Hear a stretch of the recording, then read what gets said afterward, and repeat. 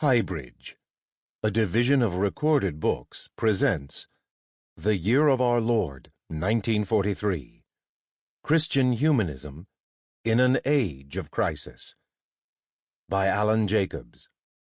Read by Paul Boehmer.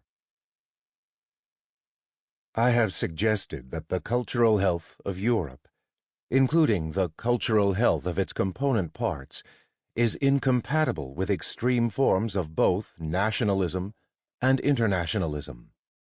But the cause of that disease which destroys the very soil in which culture has its roots is not so much extreme ideas and the fanaticism which they stimulate, as the relentless pressure of modern industrialism setting the problems which the extreme ideas attempt to solve.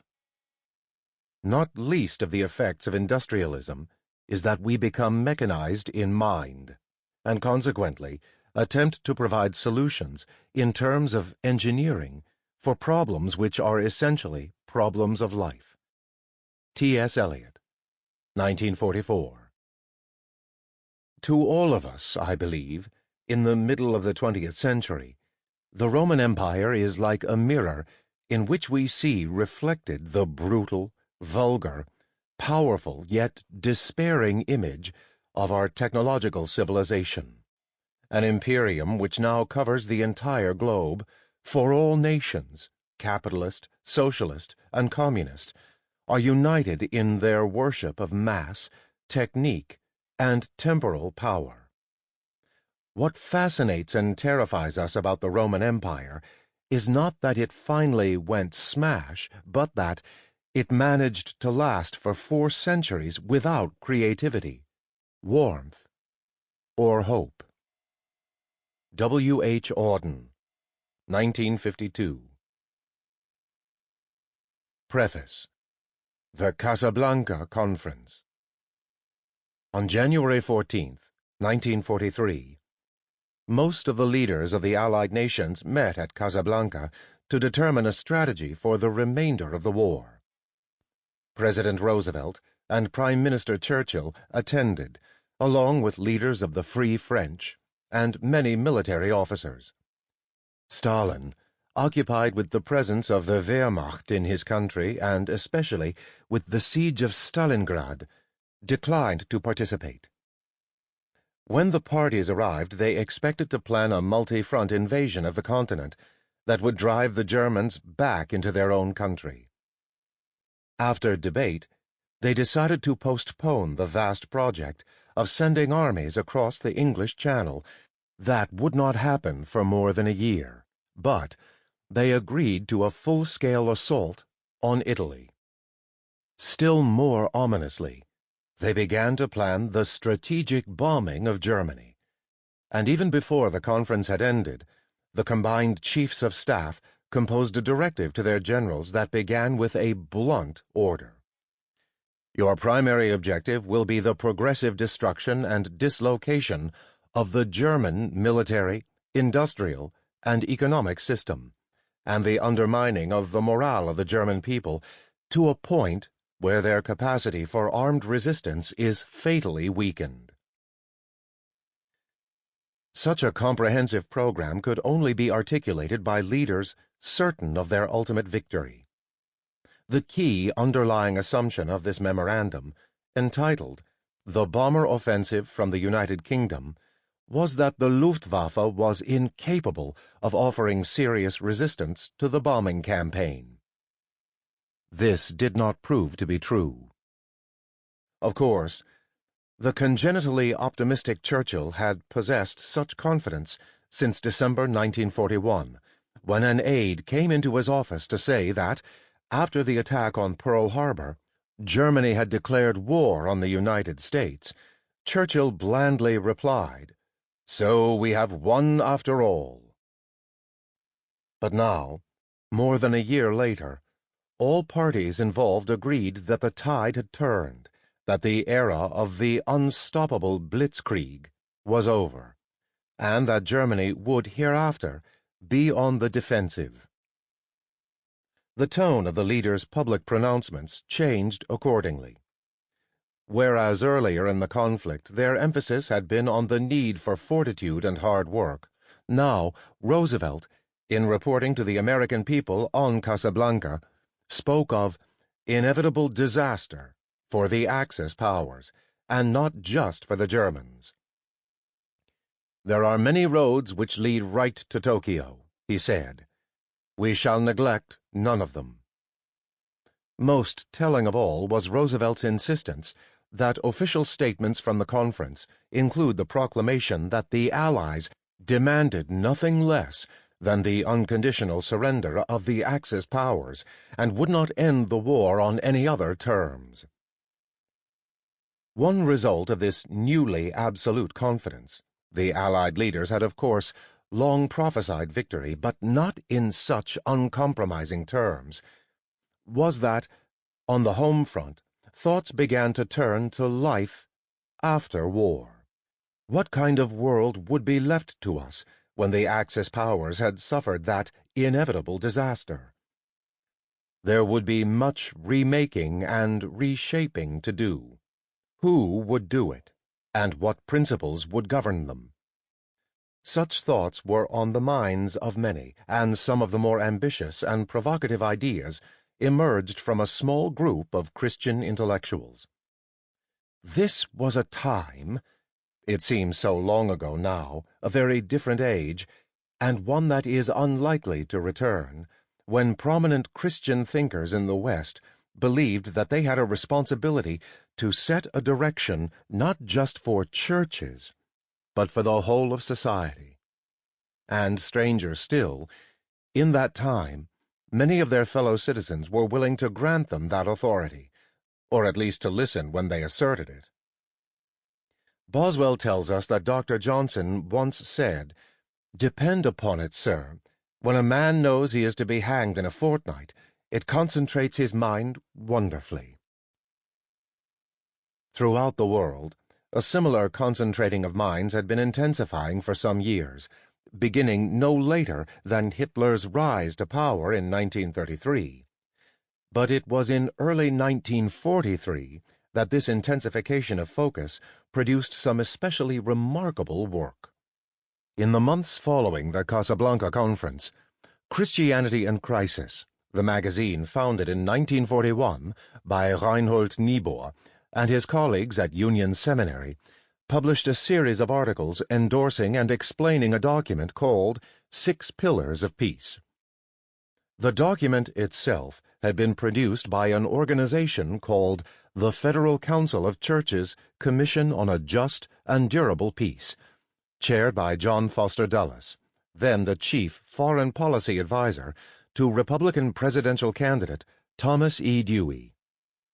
The emphasis of this document, and of the responses to it in Christianity and Crisis, was on the creation of a body of international lawmaking to replace the failed League of Nations, autonomy for nations then under occupation, and a repudiation of the draconian and punitive measures taken a quarter-century earlier in the Treaty of Versailles. But the thoughts of certain other Christian thinkers followed a different course. On the very day that the Casablanca Conference began, Jacques Maritain gave the first of his 4 Terry lectures at Yale University. His subject, Education at the Crossroads. The next day, January 15th, W. H. Auden delivered a lecture to the students of Swarthmore College called Vocation and Society. His concern was to explore the power of liberal education to prepare young people to assume responsible and meaningful callings in a world that needed their skills. At the same time, across the Atlantic in the city of Newcastle, C.S. Lewis was preparing to give a set of lectures he would later call The Abolition of Man, or Reflections on Education, with special reference to the teaching of English in the upper forms of schools. This emphasis on education was shared by the French refugee Simone Weil, who had recently moved to London, where she devoted the last months of her life to an impassioned plea for the reconstitution of European culture. To this plea she gave the title, enracinement, rootedness, or, as it would later be called in English, the need for roots. And elsewhere in the great English metropolis, the American-born poet T.S. Eliot had just completed his poetic testament, in Little Gidding, the last of his 4 quartets, and, having sought the spiritual peace that comes from the faith that all shall be well, and all manner of things shall be well, now turned his attention, in a series of essays published in that January and February, to what he called the definition of culture. In a time of unprecedented total war, these thinkers concerned themselves primarily with a renewal of Christian thought and practice, especially in the schools of the Western world. Collectively, they developed a response to the war that could scarcely be more different from the political pragmatism of the 7 pillars of peace. Their absorption in theological and pedagogical concerns, which reached its highest pitch just as the war pivoted toward an Allied victory, may seem inexplicably unworldly, at best quixotic. But there is an underlying logic to such thoughts that is worth a serious exploration. And they were not alone in their emphasis. England in the war years was a highly pedagogical island. In Human Voices, the novel in which Penelope Fitzgerald describes a slightly fictionalized version of her experiences working for the BBC during the war, we meet a junior RPA, recorded programs assistant, named Willie Sharp, whose notebook contained, besides the exact details of his shift duties, a new plan for the organization of humanity. At one point, when the whole staff is being trained in first aid, Willie gets an unexpected opportunity to describe his plan to one of the higher-ups. "We mustn't grudge the time we're spending on this Red Cross course, Mr. Haggard. In fact, personally speaking, I'm very glad of the training because it contributes in a small way to one of my general aims for all humanity. I mean the maintenance of health, both in mind and body. Education will be a very different thing in the world of tomorrow. It will start at birth, or even earlier. It won't be a petty matter of school certificate, the tedious calculation of facts and figures, which hold many a keen and hopeful spirit back today. It will begin as we're beginning now, Mr. Haggard. You and I and all these others here this evening, with a knowledge of our own bodies and how they can be kept fighting trim. Fighting, I mean, needless to say, for the things of the spirit. Yes, we shall learn to read our bodies and minds like a book, and know how best to control them. Oh, boy, will the teachers be in for a shock." There were very many like Willie in England in those days. Indeed, the searcher through libraries and archives can easily come to the conclusion that people then thought about little other than the organization of humanity, and how one might fight for the things of the spirit in the post-war world to come. This is effectively the subject of Dorothy L. Sayers' Begin Here, a Wartime Essay, 1940, and of F.R. Leavis's Education in the University, a Sketch for an English School, 1943, and of Christopher Dawson's The Judgment of the Nations, 1942, and of Lewis Mumford's Faith for Living, 1940, and Values for Survival, 1946, and of Walter Moberly's The Crisis of the University, 1949, which arose from his wartime work and reflections, and of countless articles, essays, and newspaper editorials, including Dwight MacDonald's famous A Theory of Popular Culture, 1944, which Eliot believed to be the best alternative to his own account that he had read. These arguments had little in common with one another, except a conviction that the world had gone astray because its people had been poorly educated, and if the total destruction of the human world were to be averted, new ways of educating had to be found.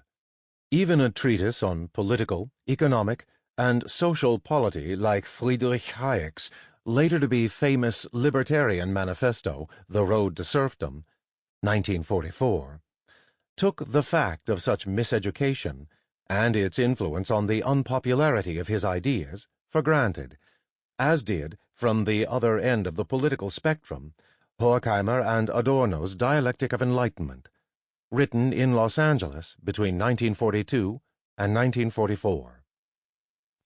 Penelope Fitzgerald's Willie Sharp was but one voice in a vast, vast chorus.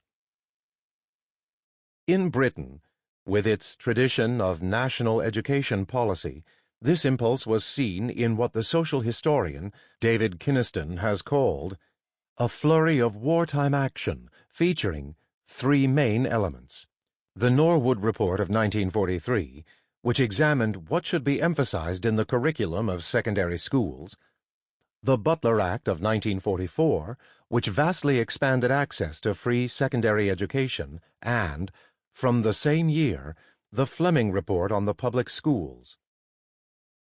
In America, individual colleges and universities took up similarly reflective tasks, though some got more attention than others.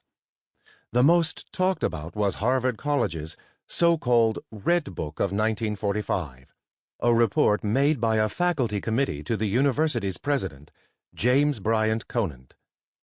Its proper title is General Education in a Free Society, and it set the tone for many schools' reconsideration of their core curricula. The unspoken question underlying all these explorations was the same. If the free societies of the West win this great world war, how might their young people be educated in a way that made them worthy of that victory, and that made another war on that scale, at worst, avoidable, and at best, unthinkable? Perhaps, though, we might say that there was one other point on which most of these thoughtful observers were agreed. Miseducation had left the ordinary citizens of the Western democracies in the helpless thrall to the propagandistic machinations of unscrupulous nationalist movements.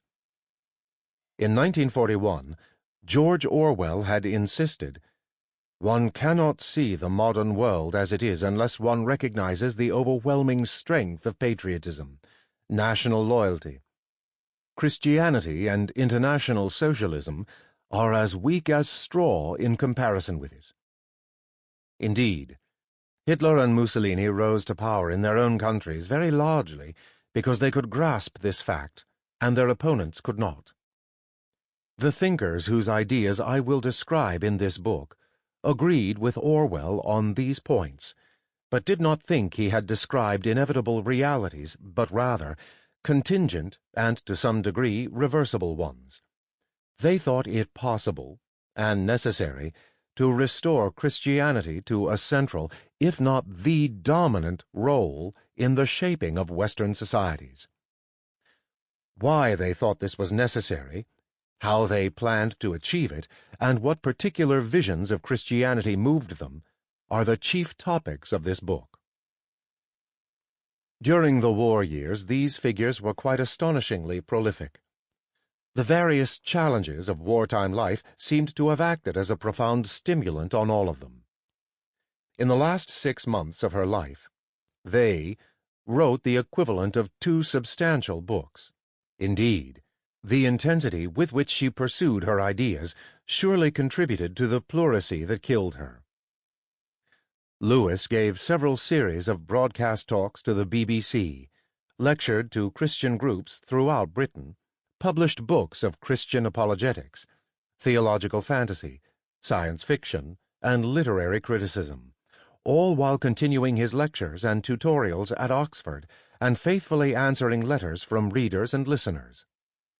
Auden wrote 4 exceptionally ambitious book-length poems and dozens of articles and reviews while holding down a day job as a teacher. Maritain published 15 books during the war years, while also working for the Free French. Eliot's output, as measured by page count, seems comparatively small, yet He wrote the most important poems of his career during the war, while keeping up a steady stream of lectures and periodical essays, attending countless meetings of various study groups, serving as an air raid warden, and continuing his work as an editor at Faber and Faber. A book that tried to give even a reasonably full accounting of such ceaseless and frenetic intellectual activity would need to be 1,000 pages long, and still longer, if it took into full account those Christian thinkers like Niebuhr, who were more active in practical politics and stood nearer, or hoped to stand nearer, to the primary sites of governmental power. This book has a narrower set of concerns. The war raised for each of the thinkers I have named a pressing set of questions about the relationship between Christianity and the Western democratic social order, and especially about whether Christianity was uniquely suited as the moral underpinning of that order. These questions led in turn to others. How might an increasingly secularized and religiously indifferent population be educated and formed in Christian beliefs and practices? And what role might people like them, poets, novelists, philosophers, thinkers, but not professional theologians or pastors, play in the education of their fellow citizens of the West? The circulation of those questions among these 5 figures is the subject of this book. All that they did and thought and suffered and wrote that does not relate to the circulation of these questions will be set aside here, though sometimes referred to. A note on narrative method. Touch of Evil, that Gothic masterpiece by Orson Welles, begins with the most famous tracking shot in the history of cinema. In muted light, we see a close-up of a kitchen timer attached to what appears to be an explosive device held in a man's hands. The camera pulls back to show him darting towards a nearby automobile. He sets the time. It looks like around 3 minutes. Then furtively drops the device in the car's trunk and scampers off. We now see, in a city at night. The camera remains focused on the car as an oldish man and a young woman get into it and drive away. The camera pulls back to the rooftops and tracks backwards ahead of the car, which is soon stopped by some goats in the road. As various people move in and out of the frame, the camera continues its retreat and soon picks up a couple walking down the street. Eventually, the car, having overcome its obstacles, re-enters the frame. Its driver and the couple come simultaneously to a border crossing. Conversation ensues with the border patrol. When the car is waved through, it passes out of the frame. The camera stays with the couple as they embrace. Then, their kiss is interrupted by the blast and flash of an explosion.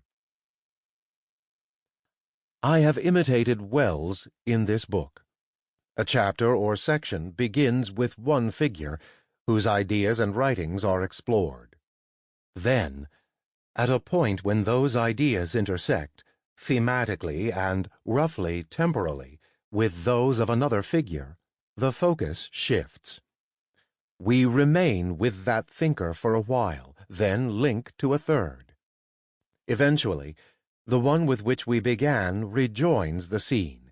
The lives of the people who populate this book only rarely meet or even correspond, but their ideas circulate from one to another constantly. It is this circulation I have tried to capture by an eccentric means of narration. What might correspond to the explosive device of Wells's film, I leave as an exercise for the listener. The account that follows will be generally, though not meticulously, chronological. The development of the war, from its anxious beginnings to the confidence in Allied victory that became widespread by 1943, caused certain intellectual themes to emerge, or to become centrally important, at particular moments, and then to recede into the background. For instance, the question of whether intellectual and scholarly pursuits are legitimate in time of war arises primarily in 1939 and 1940, after which most of the people concerned deemed that they had settled that issue to their own satisfaction, or at any rate, had handled it as well as they could. I have tried to track the major themes in the order of their emergence, but when some text from a different movement provides particular insight into the character of an idea, I have not hesitated to cite it, even at the cost of violating chronology.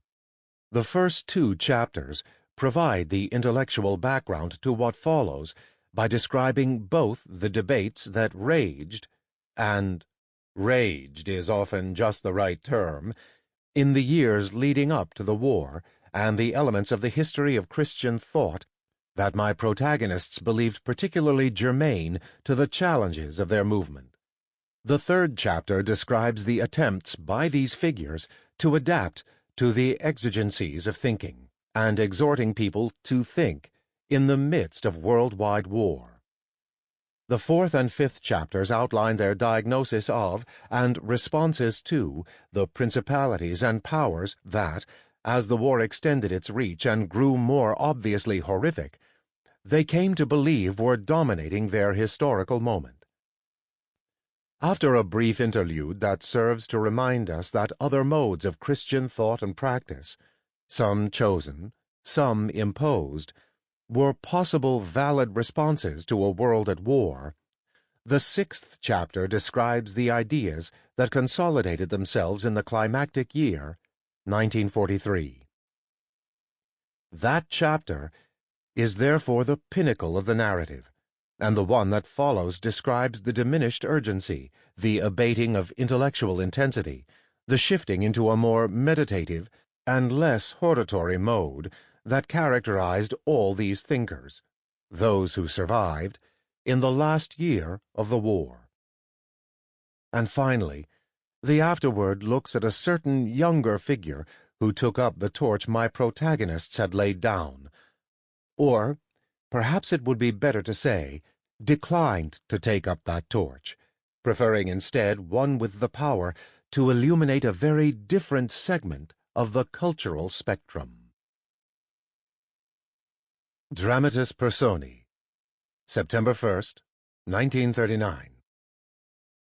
Jacques Maritain, age 56, philosopher and theologian, is in Paris, embroiled in a heated dispute with his fellow Catholic, Paul Claudel, over Maritain's support for the leftist rebels in the Spanish Civil War. In Claudel's thinking, Maritain's position is nothing less than a betrayal of the Church. He refers to Maritain in a letter to a friend as cet imbécile. But for both men, the issues go far beyond Spain and embrace the most fundamental questions about the role of the Church in a disintegrating society. Earlier in the year, Maritain had published a book called The Twilight of Civilization, a title whose implicit judgment the dyspeptic Claudel would have warmly endorsed. Thomas Stearns Eliot, age 50, poet and editor, is in London.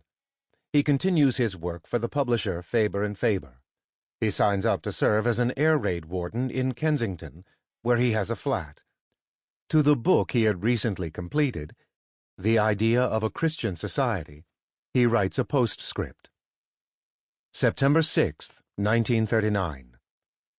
The whole of this book, with preface and notes, was completed before it was known that we should be at war.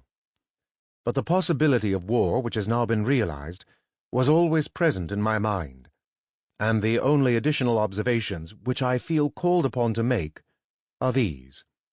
First, that the alignment of forces which has now revealed itself should bring more clearly to our consciousness the alternative of Christianity or paganism, and second, that we cannot afford to defer our constructive thinking to the conclusion of hostilities, a moment when, as we should know from experience, good counsel is liable to be obscured.